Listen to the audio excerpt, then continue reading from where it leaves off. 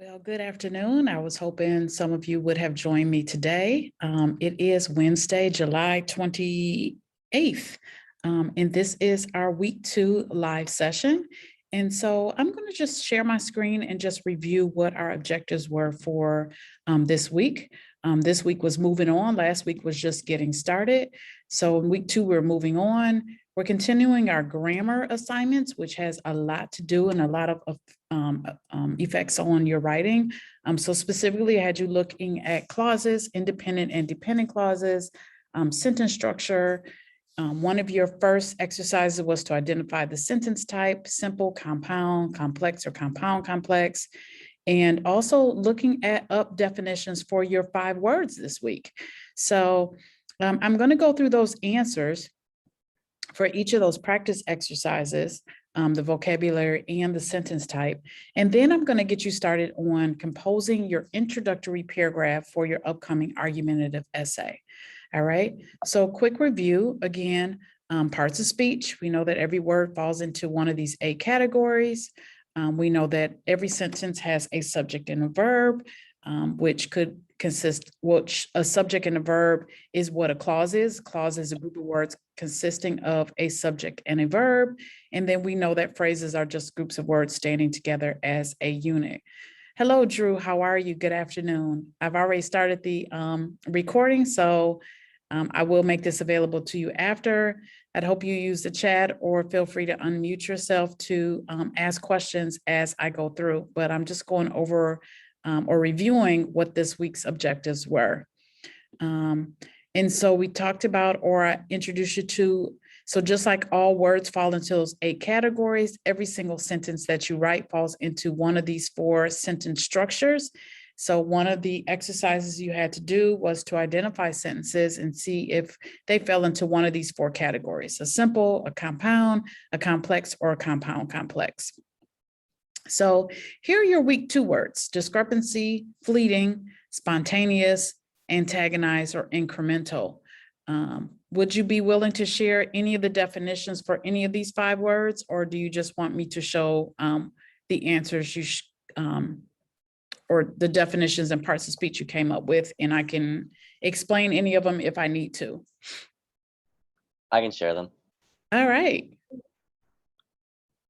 Go ahead. For the first one, for discrepancy, I got a difference between 2 things that should be the same. Okay. For fleeting, I got passing swiftly, vanishing quickly. Mm-hmm. And for spontaneous, I got performed or occurring as a result of a sudden inner impulse or Yes. inclination without premeditation or external stimulus. Awesome. Okay. For antagonized, I got performed or occurring as a result of a sudden inner impulse or inclination and without premeditation or external stimulus. That sounds more like for spontaneous. That was antagonized? Perform. No, that's yeah, that is spontaneous. That's okay. So I always remember antagonized because for movies, right? You have a protagonist and an antagonist. So those are the nouns. So the antagonize is just a verb for the, and what does the antagonist usually do, right? The Joker is always trying to do what to Batman? Cause havoc. So antagonize means trying to cause someone to become angry, if you will, or to provoke some type of reaction out of another person. All right, what about incremental? Of relating to, being or occurring in especially small increments. Yes, absolutely. All right, and I'm just gonna change to the screen too, because I want you to understand the parts of speech for those.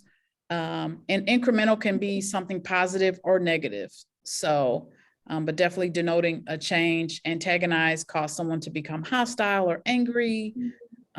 As you said, spontaneous, sudden impulse without prior thought. Fleeting, lasting for a short time.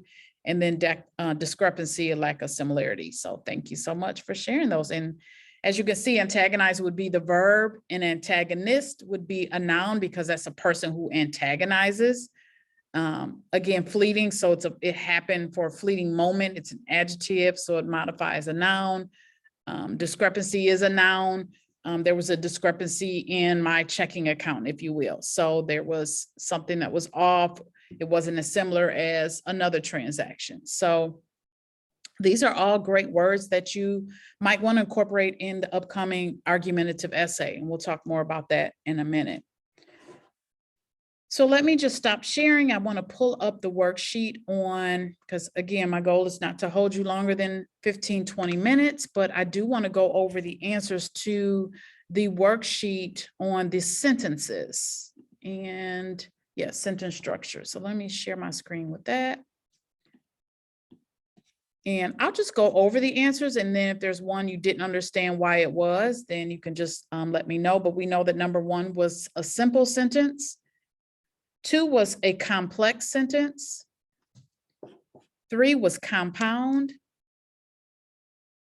4 was complex. 5 is simple.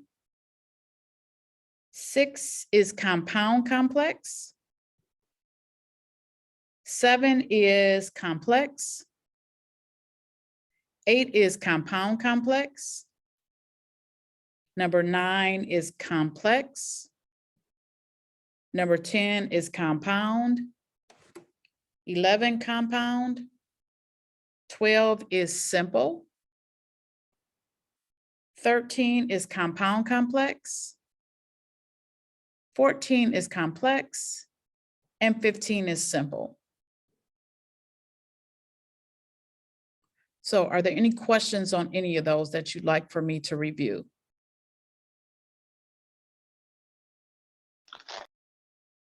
I don't have any questions.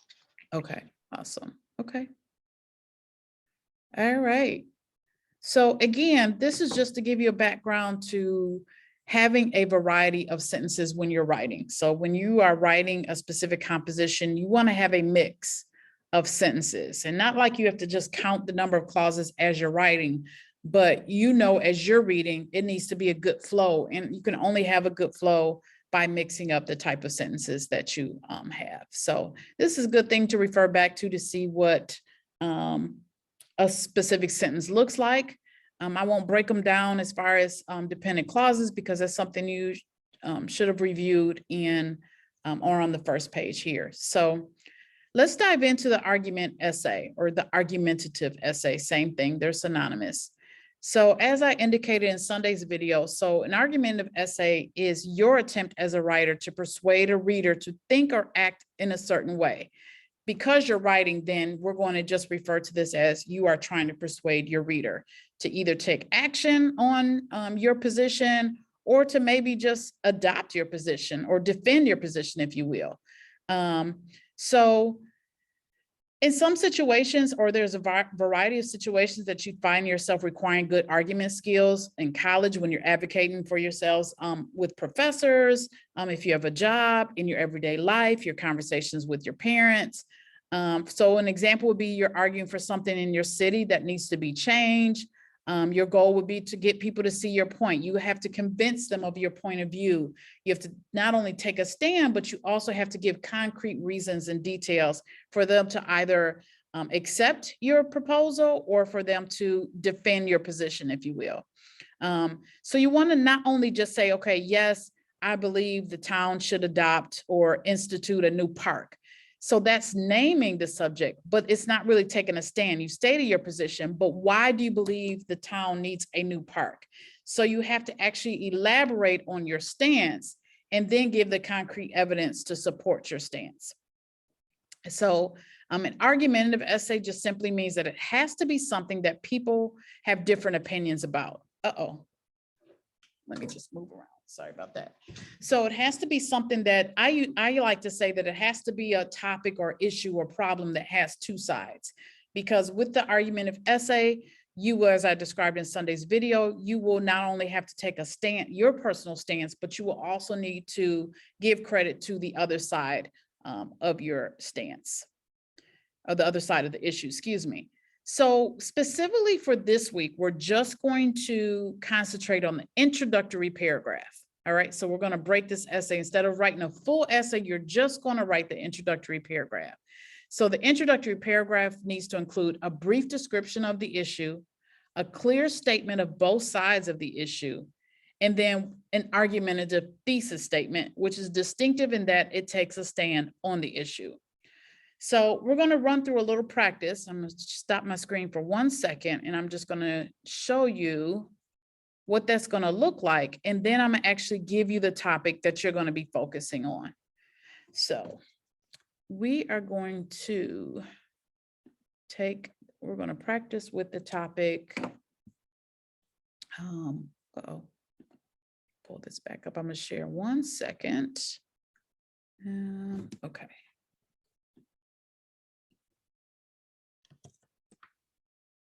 I want to, oh, here we go. Okay, so I want this slide.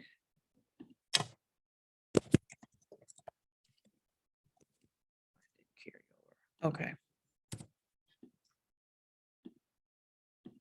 So we are going to practice with the topic, how is the president doing at his job, right? So obviously, let's just go through our brainstorming session, all right? So we know there's two sides to this topic, right?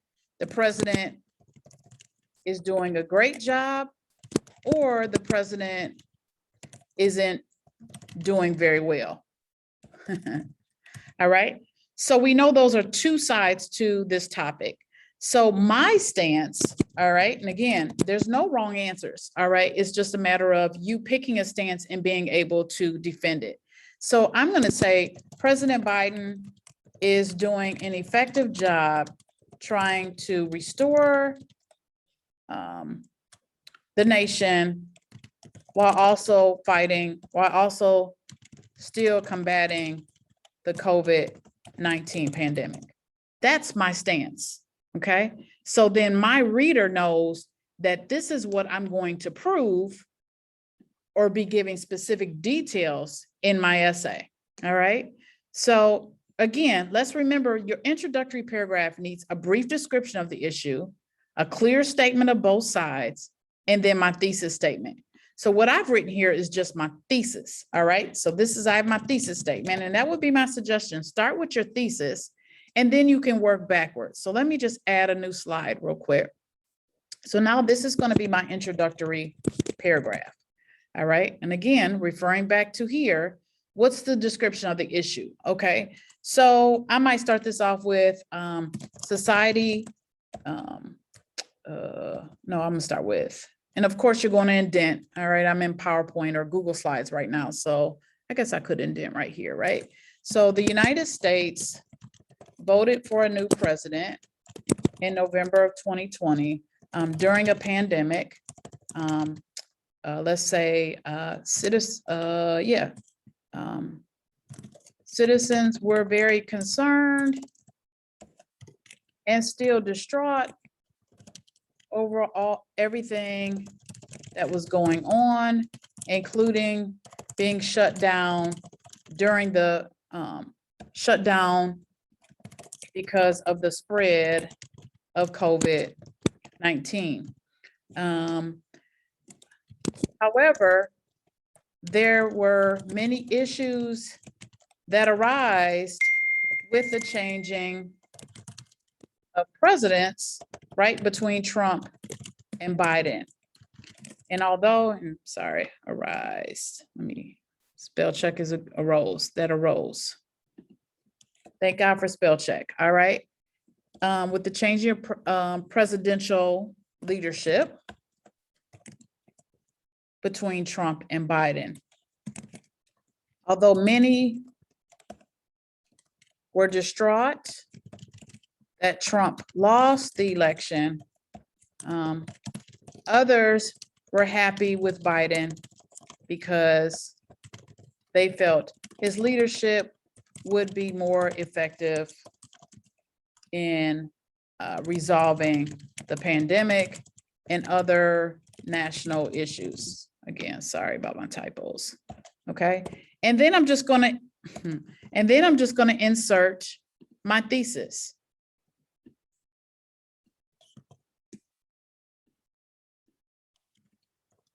All right. Insolving, yeah. So again, I've done what it said, right? A description of the issue, the presidential, how well the presidential leadership is in the country, or a clear statement of both sides, all right? And then my thesis. All right, does that make sense what I wrote? And again, I forgot to indent. So this is all you'll have to do for this week's writing assignment. I want to make sure that you have a strong introductory paragraph before you then go through the efforts in writing the full essay. All right. Any questions on that? And again, I started with my thesis. If you don't need to do that, then that's fine. But I always start with my thesis and work backwards. There's no right or wrong way to write it, but you just want to make sure that you have all of these elements in your introductory paragraph. So your topic, again, this was just a practice topic, all right? Your specific topic is going to be this. Should we, the United States, be investing in space exploration? So if you've been watching the news or any social media, you see that there were two individuals, the founder of Amazon and Richard Branson, who used to be an actor, both invested a lot of money in getting to space. So is that something the country should invest in as far as space exploration for just normal citizens? So again, take a stance. You're going to write your introductory paragraph only. So an overview of the issue, a couple sentences about both sides of the issue, and then you're going to end with your thesis that answers this question based on your personal opinion. So any questions? And that's where I'm going to end today. And so you will just create yourself a Google Doc and you'll only write your argumentative essay. And I should put this on here. This is just your, let me add in a text box here. You're only write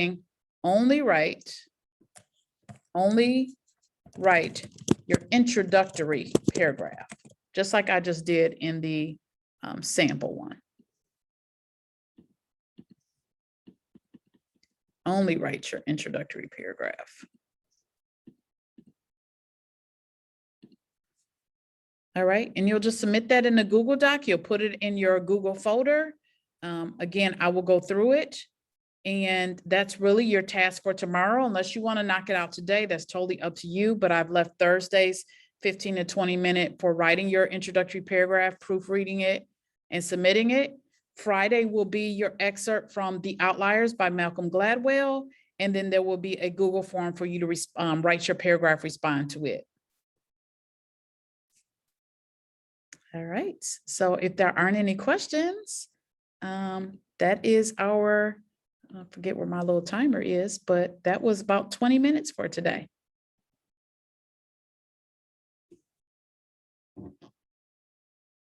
All right, so any questions? No. Awesome. All right, continue to have a great day. And next week, on Sunday, I'll be sending links. I'll be doing individual Google sessions. So instead of doing a whole group live session, because I don't know what individual schedules are. So for the last 2 weeks, we'll just be doing individual meetings. Okay. All right, have a great day.